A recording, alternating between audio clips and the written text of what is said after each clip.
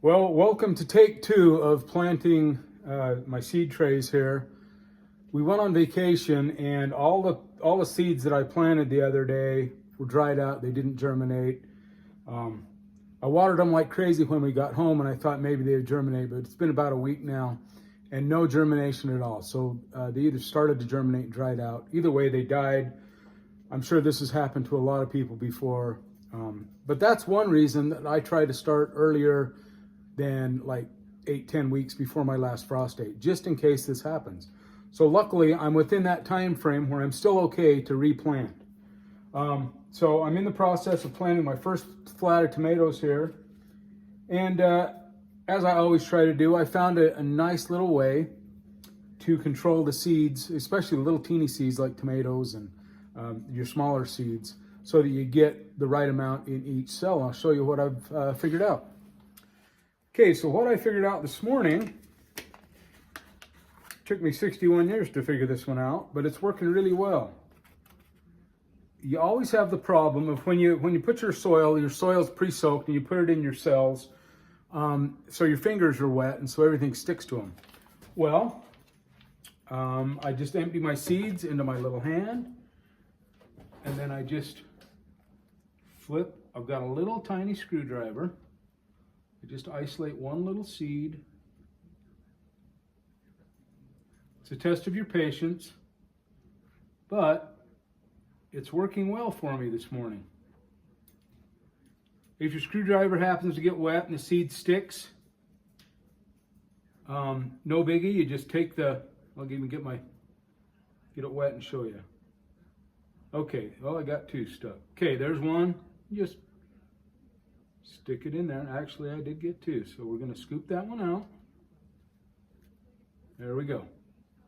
Anyway, I was pretty excited to figure this out. I'm not the most patient person in the world, so I tend to rush things a little bit. But I had some time this morning, and it's nice and relaxing to get my seeds going again.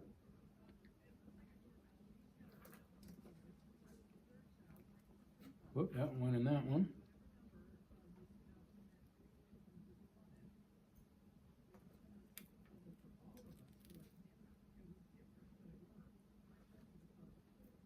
Does take a certain amount of patience.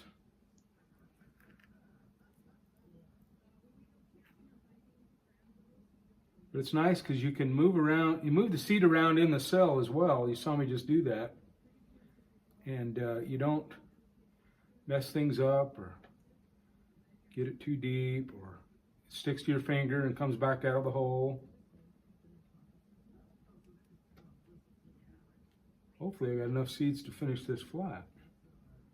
There's one that stuck to the screwdriver.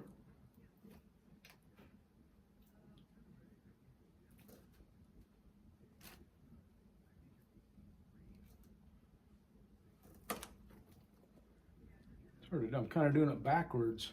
I normally would have my hand facing me, but you guys wouldn't be able to see what I'm doing. Oh, would you believe it? I'm 3 cells short. Ain't that the way it goes? I had a couple of smaller seeds in this first part of the tray, so I put 2 just in case, like that one right there.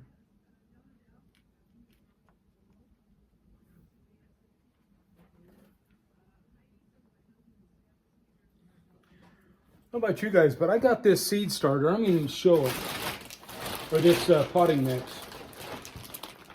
I think I got it at Lowe's, I'm not sure, but I'm not very impressed. There's a lot of chunky stuff in it, a lot of chunky sticks. You can see they're just everywhere. And you want your seeds to germinate and have the easiest time possible to come up out of that soil. And they run into these little chunks of wood, and it just makes it a little harder on them. So I think this is the last year I'm using this. We'll see. Maybe the results will impress me and I'll be okay with it. But so far, I think I'll go back to making my own. But like I said, we'll see. So now I'm just going to cover these with just a little light dusting of my topsoil. And this is where I'm going to weed out all those sticks and stuff, because this is where it's really important not to let those sticks sit on top of your seeds. And I just leave it nice and loose like that. And we'll cover them up. We'll get them back on our heat mats, and hopefully I'll be here so I can keep them wet and keep them growing, thriving, germinating. And as soon as they pop through the soil, we'll get the lights on. You can see I've had a little bit of success. This is bok choy. You can see I've got a little bit of germination right through here. I'm just going to leave that. If all these mature to full size, that'll be enough bok choy for me anyway. So I did have a little bit of success, but not 100% success, or even close. So I lost I lost 6 flats just because they dried out. So, okay, we'll keep going here. Well, thank you for stopping by and visiting me on my my round 2 of seed starting this year. Got my tomatoes all ready, bok choy. I've got all my herbs. I grow a lot of herbs. I've got just a little section of my garden, well, not really my garden, but out by my dog run that I keep fenced to keep the deer away, just for herbs, because these sell really well at the farmer's market. And so I try to grow a lot of herbs, and we'll get them growing instead of buying plants, which, you know, I think, geez, like a basil plant was like $8, $9 last year. So we're gonna do it this way and grow them from seeds a lot cheaper, and hopefully I can get a lot more yield. I had a lot of requests last year for cilantro, and I didn't have any cilantro. So this year I've got a full flat of cilantro growing here. Well, hopefully growing. So I should be able to meet my customers' demands, hopefully. And then tomatoes. In the cherry tomatoes seed packet, they give you a ton. So I have a whole flat of cherry tomatoes. Luckily, those sell real well at the farmer's market as well. There's no way I could keep up with a full flat of cherry tomatoes just at my own house. So here we go. Round 2. This is the reason, like I say, that I tend to err on the side of planting a little earlier than later, or even right at the right time, just in case something like this happens. And it did happen this year. My fault. Went on vacation.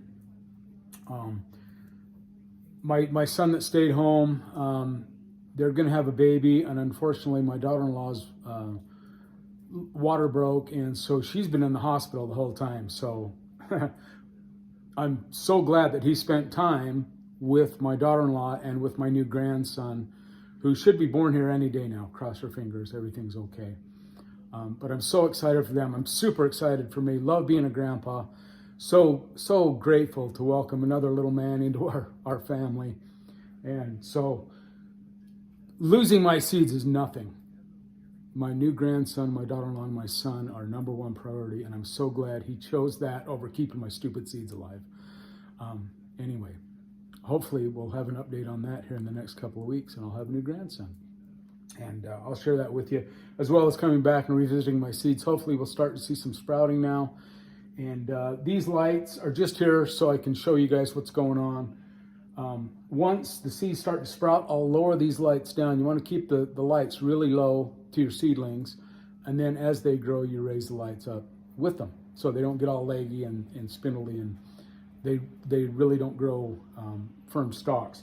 Another thing I'll do is on the very bottom of this, you can't see it, I've got an empty shelf, and I'll just take a little fan, and once those seeds get about this high, I'll just turn that little fan on, and all that does is create a little bit of turbulence inside this seed starting rack and helps harden your seeds off a little early, or your plants rather, not your seeds. Anyway, and that just provides a little bit of movement so that your seeds start to harden off gradually, and it's a controlled environment rather than setting your flats outside and taking a chance of a wind gust coming through and tearing off your plants. So you don't want that either.